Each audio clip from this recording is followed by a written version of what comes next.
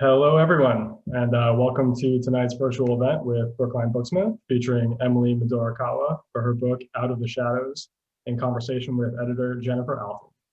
My name is Adam, and I'm a bookseller at Brookline Booksmith in Brookline, Massachusetts. If you're familiar with our store, welcome back. If this is the first time you're hearing about us, welcome.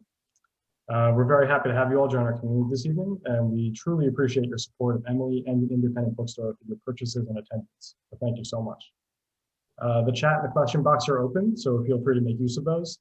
Remember to set your chat to all panelists and attendees so you can talk to other attendees. And please drop your questions into the Q&A box at the bottom of your Zoom window so they're not lost in the chat. We're going to have a Q&A at the end of this event, so definitely have some questions ready. Please note that Brookline Booksmith has a strict policy against abusive behavior and language, and at our discretion, any attendee can be removed from an event for taking such behavior. But we know you won't do that. You're all wonderful. I am beyond pleased to have Jennifer Alton here to moderate tonight's event. Jennifer is an assistant editor at Counterpoint Press, whose acquisitions include the Atlas of Reds and Blues, Hardmouth, and the forthcoming The Natural Mother of the Child. She's had the pleasure of editing Emily Midorikawa's Out of the Shadows, Neil Painter's Old in Art School, and Todd Robert Peterson's Picnic in the Ruins, among many other books. Thank you so much for being here, Jennifer. Thank you for having me. And of course, the star of the show tonight, our author for the evening, Emily Midorikawa. Emily is the co-author of A Secret Sisterhood, The Literary Friendships of Jane Austen, Charlotte Bronte, George Eliot, and Virginia Woolf. Her work has been published in the Washington Post, the Paris Review, Time, and elsewhere. She is a winner of the Lucy Cavendish Fiction Prize and was a runner-up for the SI Leeds Literary Prize. It is a pleasure to have you here with us tonight, Emily. Ladies and gentlemen, please welcome Jennifer Alton and Emily Midorikawa. Thank you so much, Adam. Hi, everybody. This is very nice to be here talking with Emily, whose book I had the pleasure of editing. And so this is going to be really fun. And like Adam said, we have a Q&A. And so I will encourage you to put your questions in there as soon as they pop up. And Adam's going to be moderating that, and we'll start off. Emily's going to have a reading. She and I will have a conversation, and then we're going to get to all of your questions at the end of the event. So please have those ready. All right. So Emily, hello. Welcome. I am so happy to be here with you for the launch of Out of the Shadows.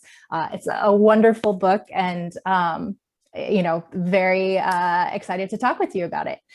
So we were going to start with a reading from your book. So would you like to please go ahead and do that? Yeah, absolutely. Thanks very much to both Adam and Jenny for those wonderful introductions. So I'm just going to read a little bit from the opening of the book. I'm just going to give a tiny bit of context before. We're in the mid-19th century here in Hydesville, which is a small village. I mean, actually more of a hamlet, really, in Wayne County, a rural area of New York State. So, on March the 31st, 1848, Mary Redfield, a no-nonsense woman in her 30s, heard a knock on the door. Peering into the frosty evening darkness, she saw her neighbour, John D. Fox, an older man aged about 60, standing outside. John asked Mary to accompany him back to the small wood frame house nearest to hers, where he'd recently moved with his wife, Margaret, and two young daughters, Margaretta and Catherine. According to John, strange noises had been troubling the family, his visible nervousness causing Mary some amusement. This wasn't the first she had heard of these sounds. Some days before, Margaretta and Catherine, known as Maggie and Kate, had told her a similar tale. Mary had not taken the girls seriously then, and she did not take their father seriously now. Before setting off with him, she declared that if there was, as the family suspected, a ghost next door, she would have a spree with it. When the two arrived, they were met by Margaret and the girls, who all looked uncommonly pale. Maggie, a pretty dark-haired 14-year-old, had none of her normal vivaciousness. The eyes of sprite-like 11-year-old Kate seemed even more intense than usual. Over the 3.5 months that the family had been living in Hydesville, Margaret had come to respect her younger neighbour's usually unflappable nature, and so, thinking that Mary would surely have something sensible to say, Margaret asked, "Mrs. Redfield, what shall we do?" They had all been hearing this mysterious knocking for some time, and now it seemed that the ghost was attempting to converse with them. It had started answering all of our questions, and we cannot account for it. Leading Mary into the room where the whole family slept, Margaret invited her neighbour to sit down beside her on one of the beds. While Kate and Maggie hovered close by, Margaret asked the unseen presence to count to 5 and then 15, both of which it did with the correct number of raps. More urgently, she implored it, "If you are an injured spirit, manifest it by 3 raps. 3 raps answered in reply. When Mary glanced at the 2 girls, the appearance they gave was one of genuine terror. Feeling unusually agitated by herself by then, Mary decided to go back next door to fetch her husband, Charles. He, in turn, fetched several more neighbours. Soon a throng of men and women filled the Foxes' house, some too frightened to enter the bedroom where the raps had last been heard. Others, though, barged straight in and began asking their own questions of the invisible visitor, so that even Margaret and John found themselves pushed aside. Amid the chaos, their daughters Kate and Maggie took on that idealised youthful quality of being seen and not heard, leaving even less of an impression than their parents on the adults gathered. Those crowding the house continued to interrogate the spirit, asking how long it had been since it was injured. About 5 years, apparently. Had it been murdered? More rapping affirmed this. They went through the names of various members of their little community to try, unsuccessfully, to establish a culprit. One of their group, William Dusler, thrust himself into the role of chief interrogator. He asked about several former occupants of the house, including John C. Bell, who had since moved away from Hydesville. At this point, the spirit seemingly became animated, rapping out the loudest 3 knocks of the evening, making the bedstead shudder. The spirit would go on to divulge that it had been murdered for money. Further raps would tell that while it slept, someone had slashed its throat with a butcher's knife, that it had been taken through the buttery the following night and buried in the cellar, and that Mrs. Bell was the one other person, until now, who knew what her husband had done. On hearing this grim tale, Mary's husband, Charles, mustered the courage to descend to the cellar with a candle. William, continuing with his questioning from up above, had Charles stand in various spots while he asked whether this place or that was where the body was hidden. Knocking revealed that it had been buried in a specific area 10 feet below the cellar floor, and that it was the body of a man. In a society where everyone knew each other, news travelled fast. As the evening wore on, more and more curious locals, many of whom had been braving the cold to go river fishing under a starlit sky, dropped by the Fox family's house. Since it must have seemed obvious that the spirit could hardly have been one of their own close-knit community, William put forward the suggestion that it was that of a wandering peddler. Rapping confirmed this, but when he and the others tried to persuade the dead man to spell his name by knocking each time William guessed a letter correctly, the noise died away. Excellent. Thank you so much. All right. So I'll start with the big kind of question. What made you want to write this book? How did you get started? So actually, I was, if we go back a few years, I was sitting in the New York Public Library in one of their scholarly reading rooms. And I was actually doing some research for my previous book, The Secret Sisterhood. And I was reading letters between, well, there were letters from Harriet Beecher Stowe, the author of Uncle Tom's Cabin, to George Eliot, who was a pen friend of hers. The subject of that book being female literary friendship. And I noticed in one of the letters that Stowe had talked about someone called Kate Fox, who I could tell from the context was a relatively young woman. And as I read further into the letter, I realized she was someone who could either communicate with the dead or apparently communicate with the dead. Stowe had actually met her at a seance.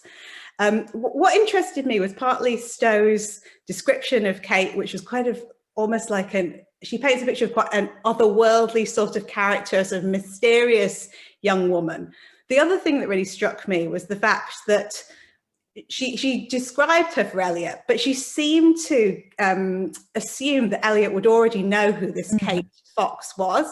And, you know, George Eliot is a British woman on the other side of the ocean from Stowe. So that gave me the sense, oh, Kate Fox was obviously quite a famous individual. You know, she was famous on both sides of the Atlantic. I was only in New York City for a couple of weeks or so. I had all of these letters to get through, and I will just say Stowe's handwriting was not the easiest to read. So I had to sort of get focused, keep in mind I was writing a book about female literary friendship, and largely focus on that. But I transcribed what I was reading. And then further into the future, when I had the time, I returned to these letters specifically to look a little bit more at the descriptions of Kate Fox, then to find out more about her. And researching Kate Fox, I discovered about her sisters, Maggie and also Leah, who are quite important to her story, and then also a wider community of women who also were purported to have similar powers, and that sort of, it went from there, really.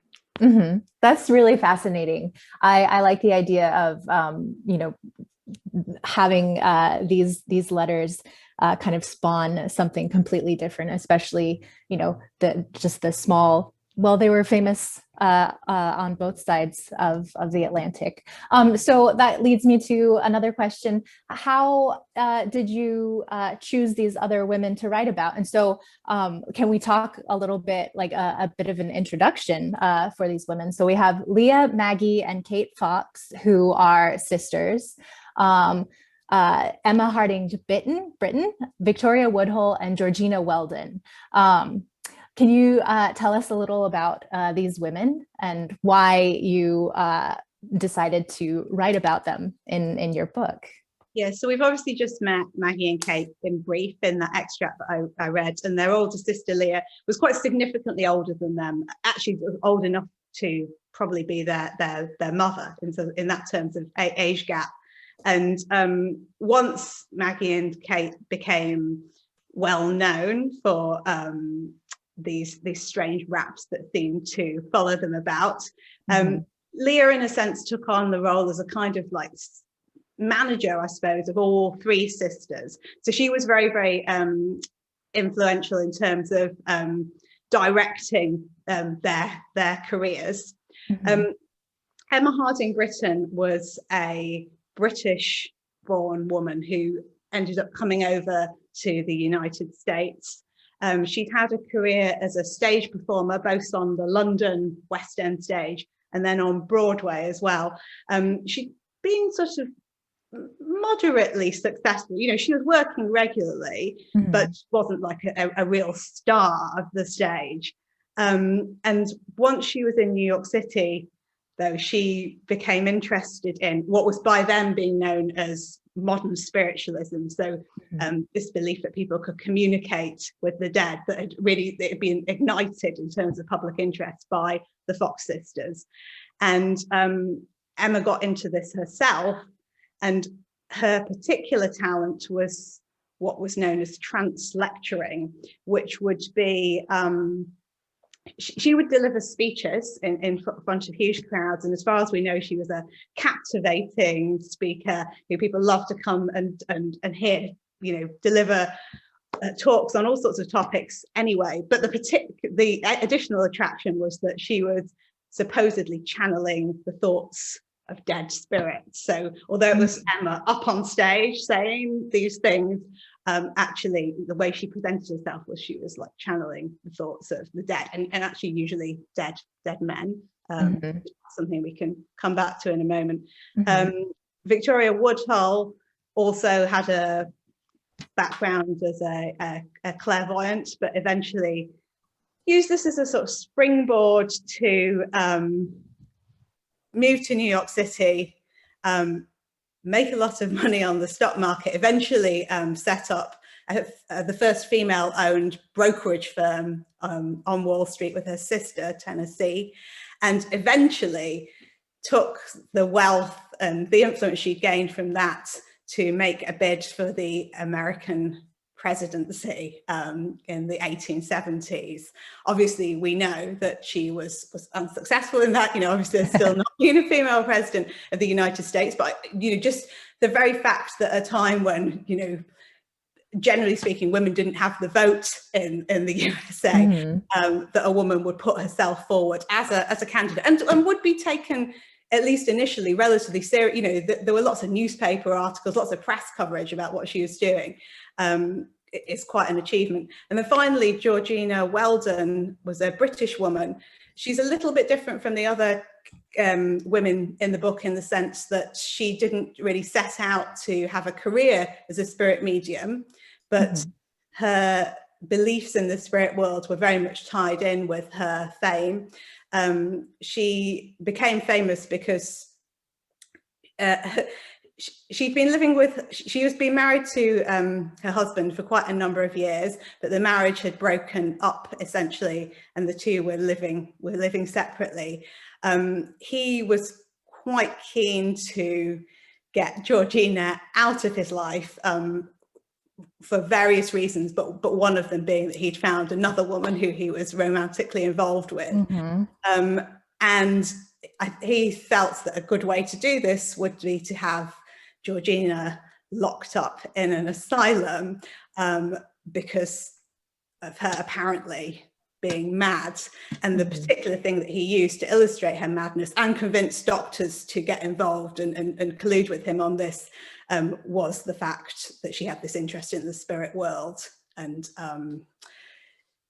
yeah, so that was very much taken as proof of her madness. It was a plot that failed, and it led to quite a sort of spectacular career on Georgina Weldon's part. But yeah, that was the kind of the beginning of it. Wow. Yeah. Those women are really fascinating. And, I'm interested in the idea that there's only one of them really that seemed to not set out to make a career of their abilities. So I'll put a pin in that and we can kind of come back to maybe some career aspiration aspects of this. But I want to talk a little bit about the idea that these women were very, very famous in their time. You mentioned these letters from George Eliot that kind of assumes that most people would have known the Fox sisters.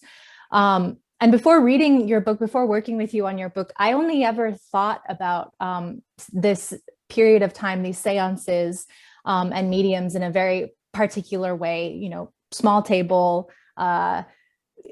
velvet draperies, holding hands and kind of an aspect of, a little bit of a confidence man or confidence woman.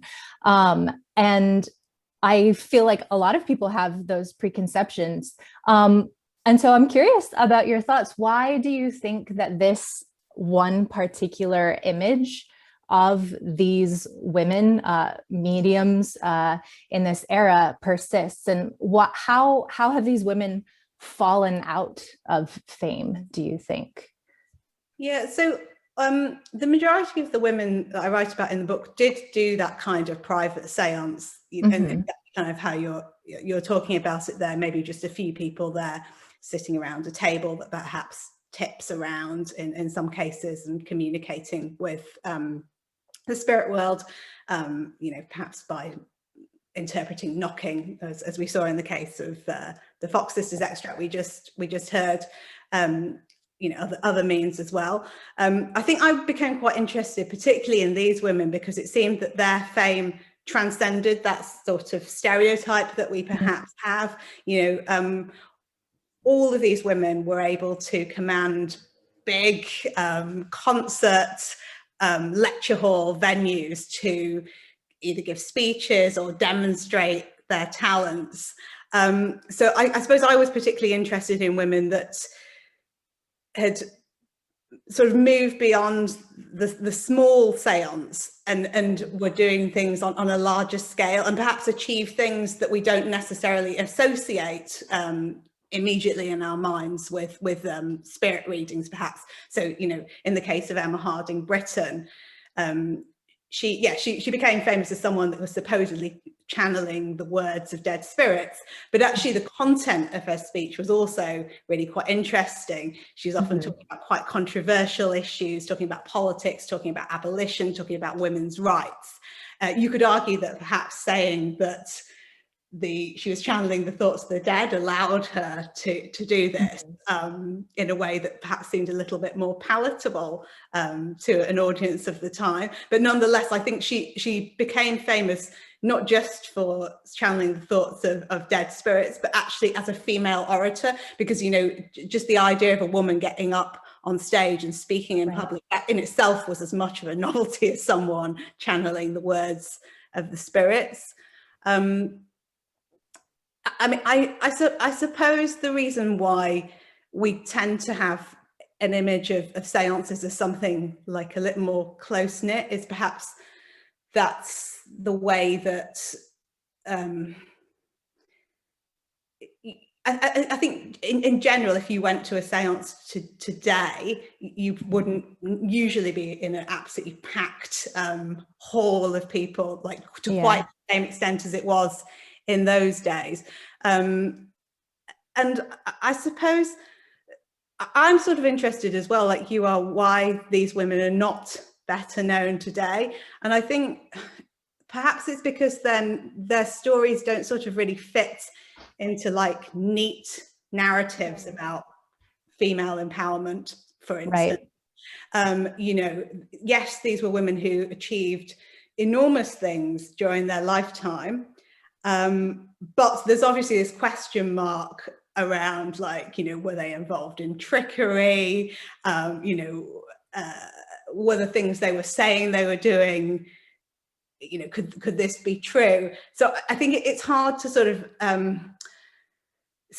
have a really neat version of history where, you know, there are these women who are totally morally unimpeachable, and you know, we can totally get behind them. Those are complicated figures, which is actually one of the things that appealed to me about them. You know, they're not people who are solely good or solely bad. You know, there's complicated aspects to their personality, many sort of questions that we might have. So for me, that was the appeal, but I think that's perhaps one of the reasons why they've not been quite as celebrated as they perhaps should have been. Yeah. And so you touched a little bit on the idea that these women, even to be on stage giving speeches in this way, was something really unusual for the time. And, you know, so I'm wondering what, how, when you were approaching this book, did you kind of have an idea of what might tie these women together, and what kind of story that you wanted to tell through the biographies of these women? Yeah, so I there were obviously lots and lots of people who I thought could be in the book, and then felt they weren't quite right, because basically what I wanted to do was tell a story about spiritualism, you know, this belief that you could contact the dead, and some of the interesting female figures within that world that sort of spanned like a period. So in this case, it was sort of 40 years from the middle of the 19th century towards the end. And there was a kind of a reason, well, sort of a logic why I wanted to end at that particular point. I also wanted the characters. I felt there was something that unified all these women in the sense that they were all people who, for different reasons and in different ways, were all looking for a kind of opportunity to use their voice in public, which was something that, you know, was not traditionally granted to women in the 19th century.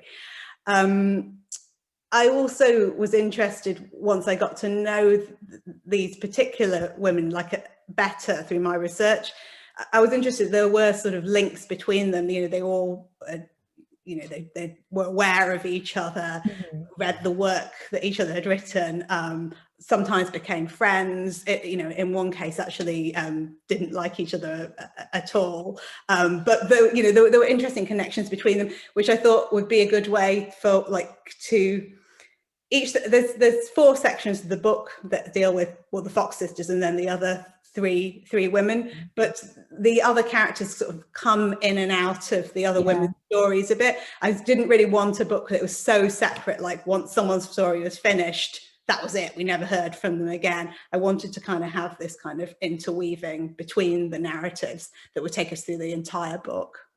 Yeah, I think you were really successful at that, of kind of showing how all of these women interacted with each other, and how, in a lot of ways they, laid the path for, especially the Fox sisters, for other women to kind of see, I guess, maybe in some cases attention or that they were getting, or work that they were able to do, or things that they were able to say, and kind of, follow along in that mold. And yet, they were all, around each other in the same places. And, even some women were kind of moving back and forth between England and the United States, depending on, their prospects, I guess, through there. So that was something that was really fascinating to me, to see how they were all kind of so intimately involved with each other's stories, and priming audiences in a certain way to listen to what they had to say. And so another thing that I think is really interesting about the way you've written the book is that, and readers are going to notice this as well, is that you're very deliberate about your language surrounding kind of the veracity of these women's abilities. Even we heard some of this in the selection that you read earlier.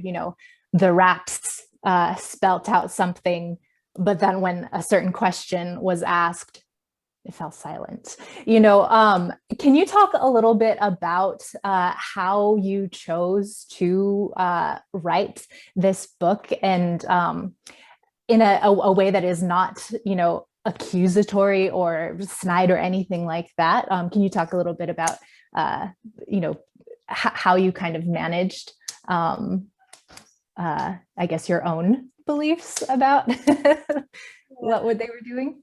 I think if you're going to write a book on this subject, you have to, approach it with an open mind.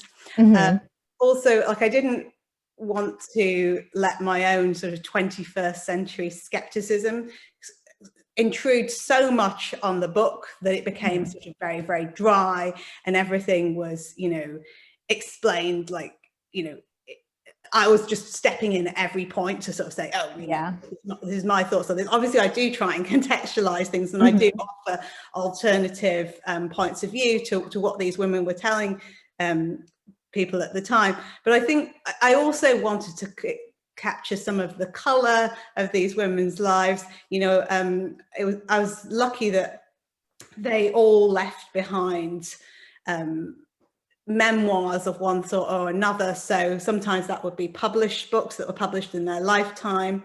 Sometimes it would be, scraps of memoir just written down on paper. Sometimes it would be letters that were written.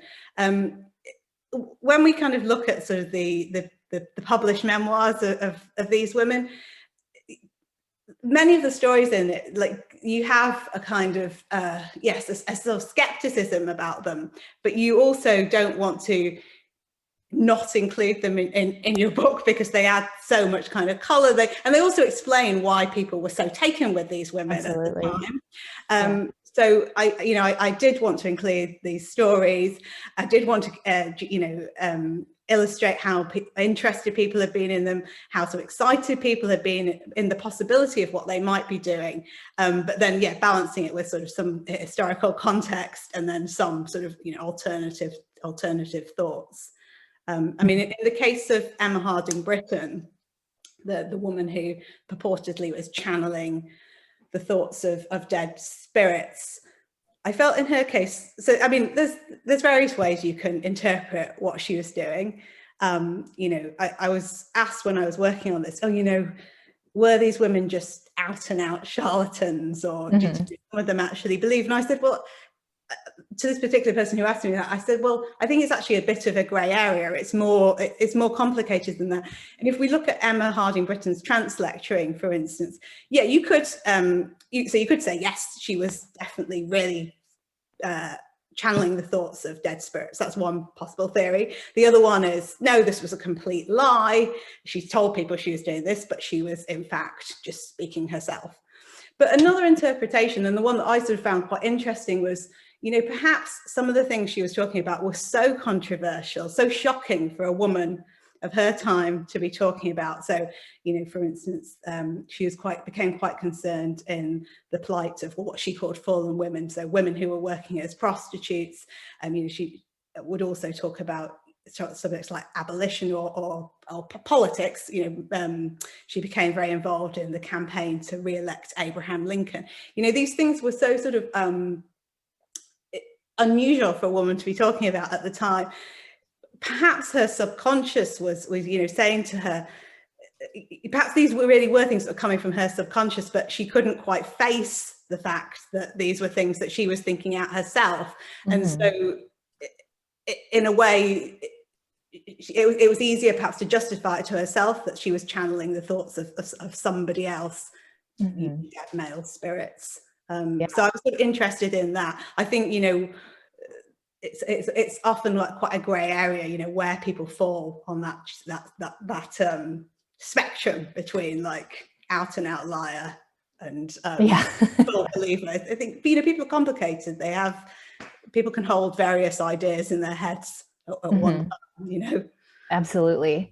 I am curious too how you kind of think, you know, what difference might these women have made in their times and with their contemporaries. You know, you mentioned not approaching the subject so much with 21st century skepticism.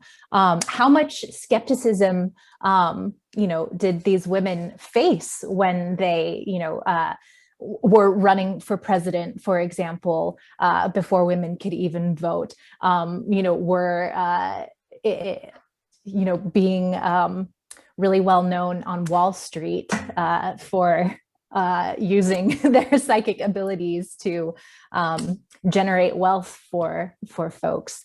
You know, how were they kind of received in their time, do you think? Yeah, so people were skeptical. Some people were skeptical. I think actually part of what made these women's careers actually was the fact that you had a large section of the population that were skeptical about what they were doing. They didn't really believe that they were contacting the dead, and you know, they felt they were, you know, making money out of exploiting, you know, people who wanted to make contact with dead loved ones, for instance, and felt what they were doing was quite immoral. But equally, there was a large number of people, including like a lot of deep thinking, intellectual, educated people who really were convinced by what these women were doing, and also sort of like real possibilities in it. If we kind of go back to the case of the Fox sisters, in the extract that I read, you could see obviously that what was going on in this little house had caused a lot of excitement in the local community. But really, it could have stayed as that. It could have just stayed as something that's, you know, a huge deal in this small village in rural New York State. You know, perhaps it's known about in the surrounding villages, but it could have really stopped at that point. Was it not for the fact that it kind of got picked up by some local newspapers? But it was really, I think, that the point when the Fox sisters, so Maggie and Kate's older sister Leah, kind of stepped in and started introducing her sisters to other people within her circle of friends. This was in the city of Rochester, which is sort of about 40 miles away or so from Hydesville. And Rochester at the time was quite a place that was sort of kind of like a hub for new ideas in many ways. And so she introduced them to various sort of prominent local intellectuals and reformers. So Frederick Douglass was one of them. Frederick Douglass was relatively skeptical about what they were doing. That's an example of someone who was around at the time and aware of the sisters. Also, but there were other people within that circle who were much, much more convinced, and, you know, felt that they were subjecting the sisters to, you know, rigorous intellectual investigation, and came away with the idea that no, they were very, very genuine. I think, you know, when you look back at this now from a period of many, many years into the future, some might think, well, you know, perhaps some of these people are a bit unduly gullible. But if you think about some of the other things that were going on in the mid-19th century, some of the new inventions, some of the new discoveries, something like early photography, for instance, or the telegraph, you know, this idea that you could take an image and then preserve it, you know, in a physical form for years to come was just something that is really hard for people to wrap their heads around. Similarly with the telegraph, you know, that people could kind of communicate over distances that just seemed unbelievable at the time, even though we're just talking about, you know, 10, 20 miles in many cases, you know. Was it really such a leap to think maybe people could also transcend these kind of boundaries, not just over physical distances on Earth, but also between the dead and the living? So I can understand why people were convinced at the time, you know, given the context that they were living in. Yeah, that's a really good point, and it's very fascinating to just imagine all of the changes that were happening in this era, and, you know, why would one thing be more credible than the other? Was there, so I'll just pause and say that I hope that people are putting stuff in the Q&A for Adam to take a look at, and we'll start the Q&A in a couple minutes. So type in, get those questions in, please. Great. And oh, I've lost my train of thought. Let me look. What was something that was particularly surprising to you that you discovered in writing this book? Are there any kind of anecdotes that you came across that you know, I'm sure you came across a ton of things that were surprising given you know, the subject matter, but what can you talk a little bit about something that stood out to you as you were researching this book and pulling everything together?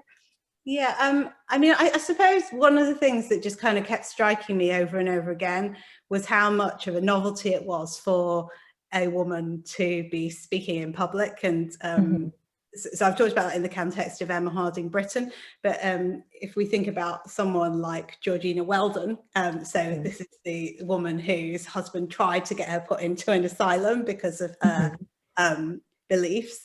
Well, he probably had other motivations as well, but that was kind of the way it was sort of presented at the time.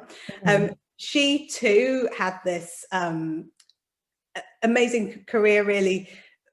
Yeah, you could call it that. Basically, once she had managed to, she didn't successfully get her put into an asylum, and after that, she really sort of decided to take. You could look at it in different ways, but I mean, one way to look at it is that she decided to take massive revenge on her husband, doctors who tried to incarcerate her. You could say she had other more noble motives as well. For instance, having realised how easy it could have been for her to be shot away and wanting to improve, you know, the asylum system in Britain where she was living, but. Ultimately, she ended up definitely getting a kind of revenge on them by first sort of trying to win hearts and minds in the court of public opinion, and then eventually becoming a sort of a legal sensation by taking them systematically, you know, every one of these people to court and representing herself in court, which, you know, it was just a complete novelty really to see a woman up there, you know, regularly on, you know, conducting her own speaking in court, and actually often being very, very successful with it. She became a real kind of favorite of the press because of this. You know, it's such a novelty. She was known as the Portia of the law courts. And in fact, in Britain, she became so famous that she ended up becoming the public face of the Pears soap brand, which is kind of an iconic British soap company. You know, her face sort of displayed on billboards all over London and around the United Kingdom, I think. Wow, it's pretty funny to think of these women simultaneously, you know, being in the public sphere, doing a sort of advocacy work that's almost a byproduct perhaps of revenge, but also being, you know, a face of you know, just like being an advertisement too. So there's a lot that's going on there. You said earlier that we wanted to come back to the fact that Britain was we've talked a lot about Britain, so maybe we can get away from her for just a little bit, but she was channeling dead men in her speeches. Who was she channeling? Who were there specific people? She wasn't always specific about who she was channeling. So sometimes, like there's in her autobiography, she talks at one point about you know, her father had died when she was quite young, and a cohort of seafarers who were her father had been a seafarer himself, who sort of guided things. And so it was, I think in her case, she wasn't often that specific about it. In the case of some of the other women, though, they could get quite specific about who they were channeling. So Victoria Woodhull, for instance, who was the one who ran for the presidency, she would say that since early life, she'd had a spirit guide, Demosthenes, who was an ancient Greek orator, interestingly, who she channeled. The Fox sisters apparently at a seance managed to make contact with the spirit of Benjamin Franklin, so the founding father and early experimenter with electricity. So sometimes, yeah, they would sort of pick, well, you know, they would talk about the names of people who would be immediately recognizable to anyone of that era, and you know, perhaps that would give what they were saying a bit of extra gravitas, or you know, in some cases make people skeptical as well, you know. Yeah. I think that maybe we can open up the Q&A to folks who have been asking questions there, if that'll be all right. Definitely, we've got plenty of questions here. Oh, perfect. Okay, good. Yeah, first, thank you both so much. That was incredible. Thank you. All right, here we go. Our first question from Julie Williams. What level of education did these women have?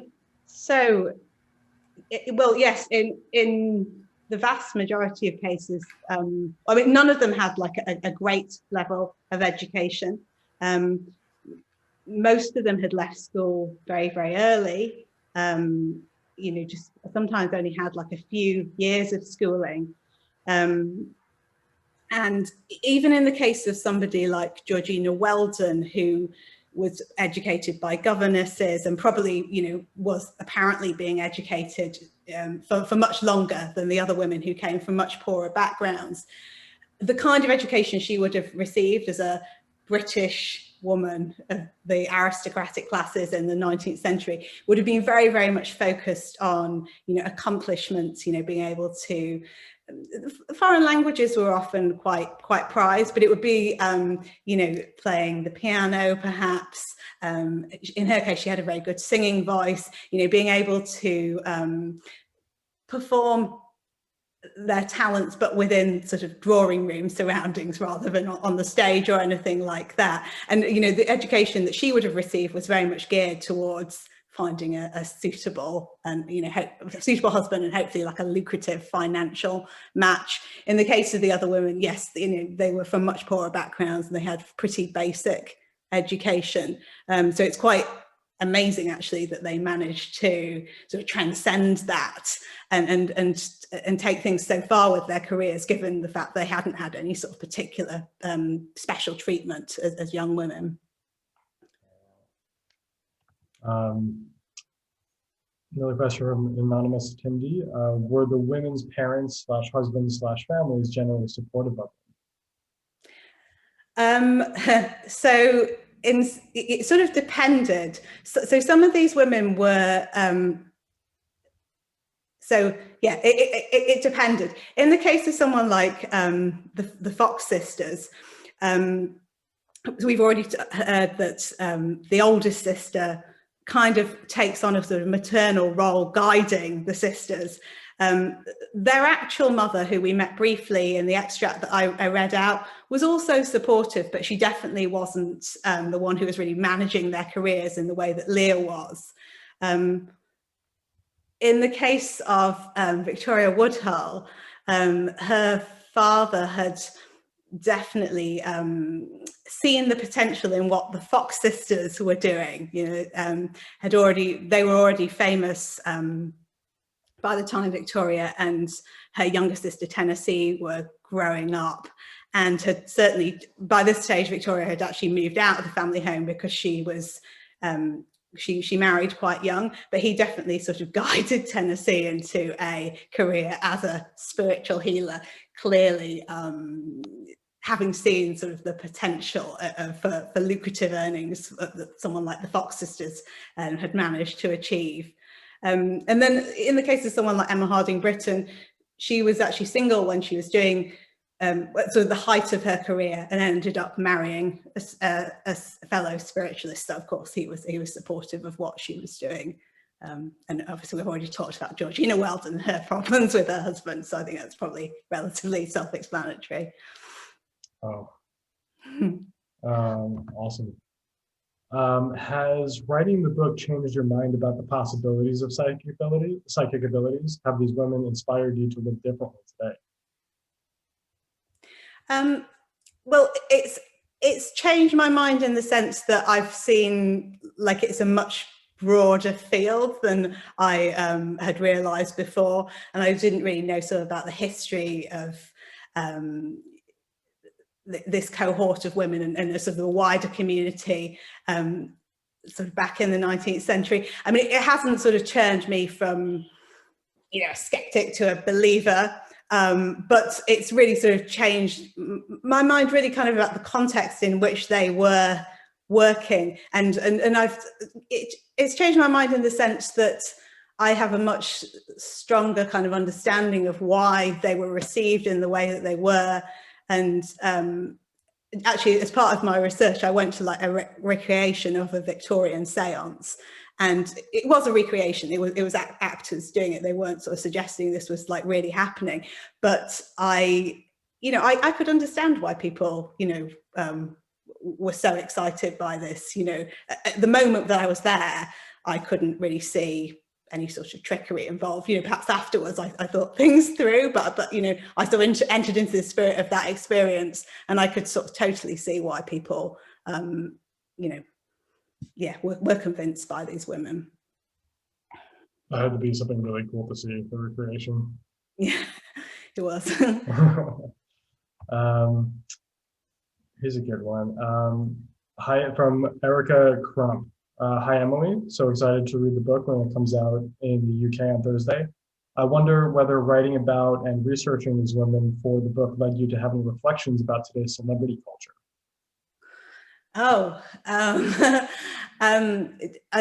So I guess like you might be asking about sort of okay, yeah, I can see what you mean. I thought you might be talking actually about celebrity mediums, but perhaps like just to talk about celebrity more generally. I think all of these women became sort of major celebrities in the 19th century. Obviously very, very different context from our world in many ways. But I think one of the additional reasons why they had so much impact at the time was because the Fox sisters, they arrived on the scene at a very like opportune moment. It was a moment when the press was kind of really growing. It was easy to start getting news around the country quite quickly, and actually overseas as well, because of things like the telegraph machine. So I think actually you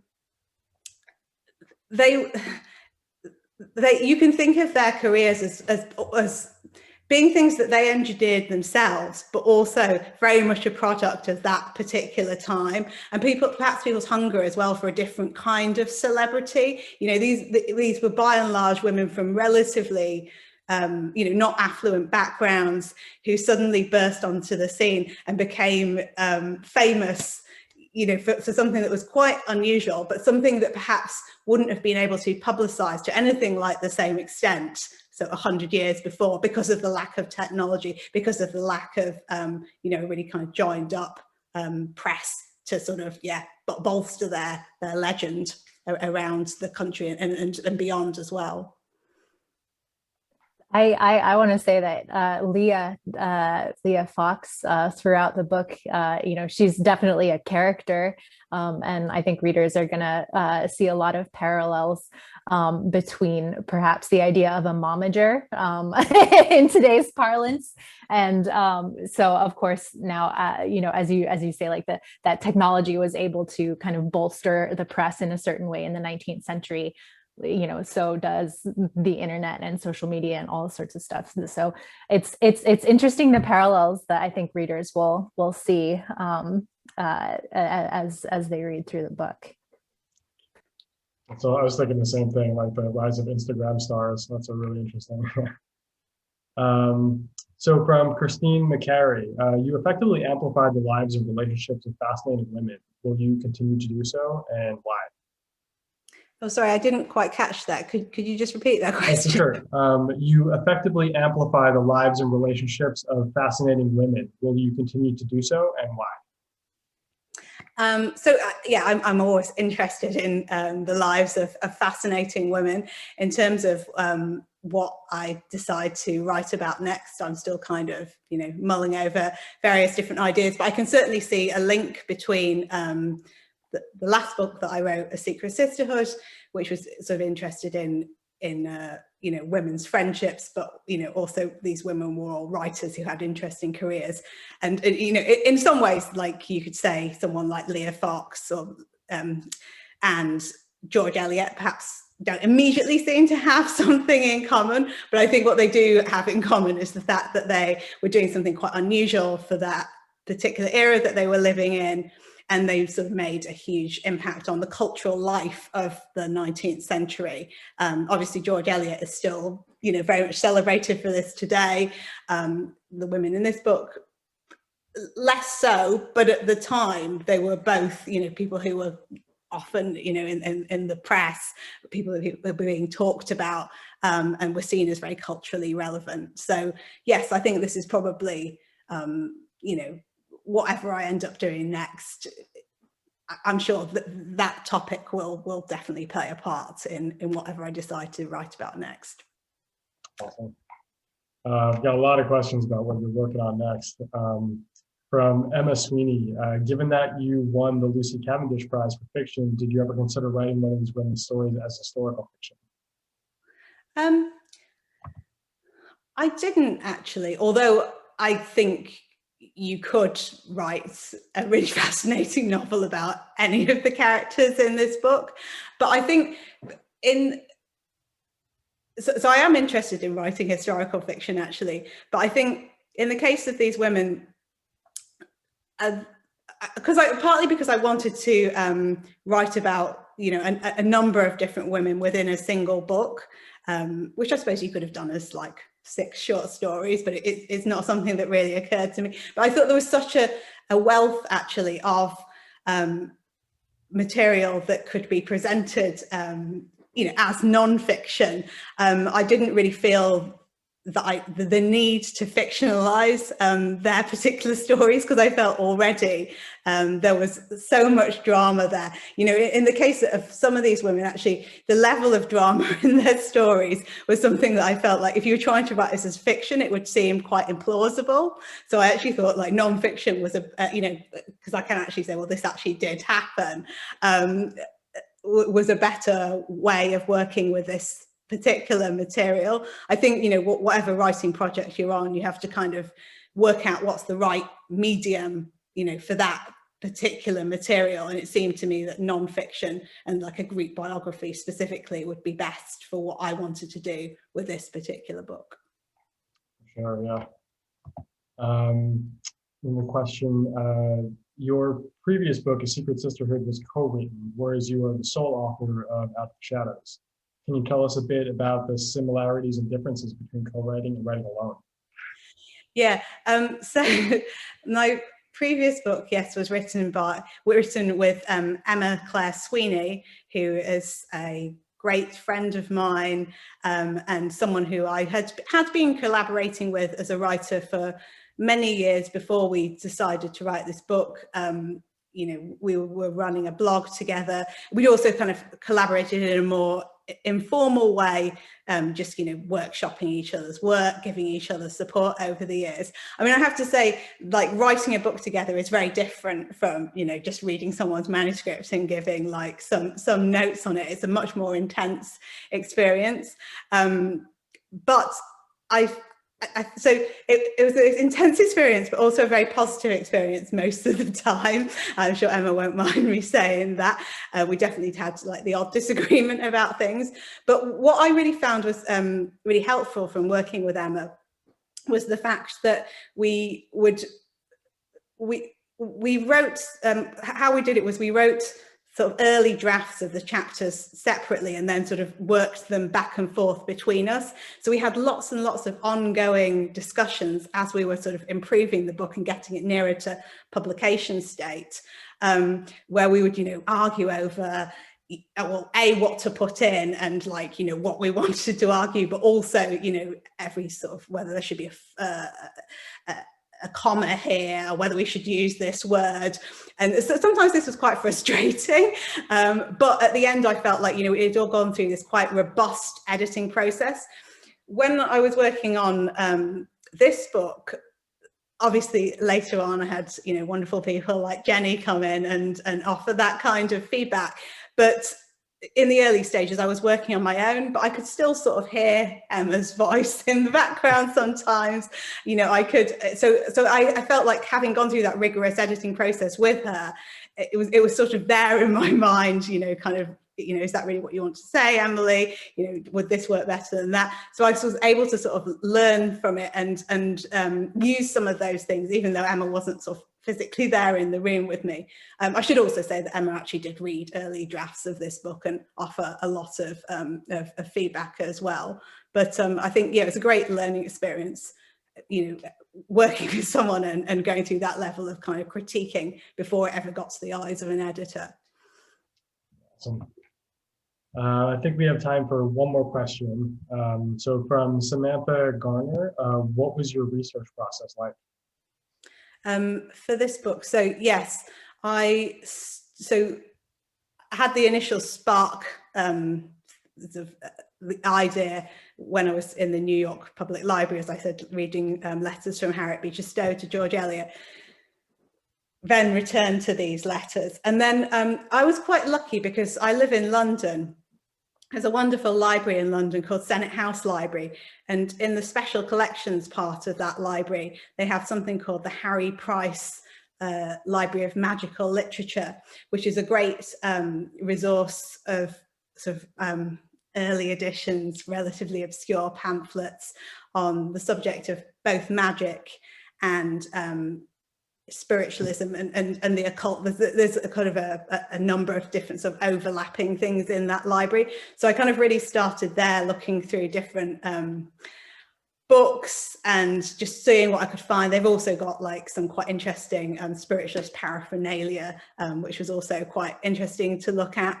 And then from there, once I'd started working out which people I actually wanted to feature in the book, then I started looking for their particular archives, which in some cases were quite scattered. So it wasn't like everything on Victoria Woodhull is at this particular library, and you can just go down and get all the boxes and go through them. It was often getting in touch with various different places, both in the UK and in the United States.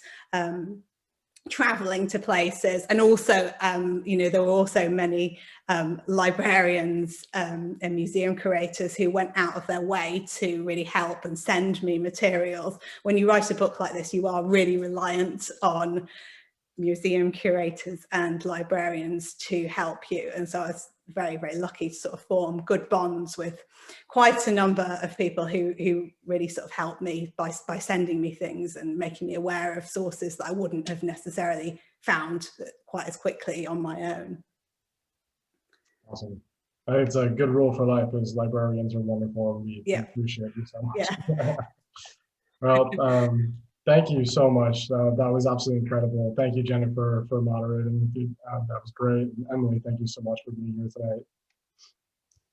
Thank you very much for having me. It's been such a pleasure, and thank you also to everyone who's come along and listened in and asked questions. I really, really do appreciate it. Thank you.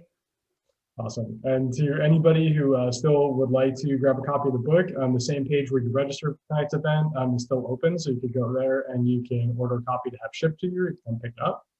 You can also just go to brooklinebooksmith.com and order it there, or just come into the store. We're open for browsing, and we are absolutely going to have Emily's book featured front and center. So again, thank you all so much for joining us tonight. Thank you, Emily. Thank you, Jennifer. Everybody, have a great evening. Thanks, everyone. Bye. Bye.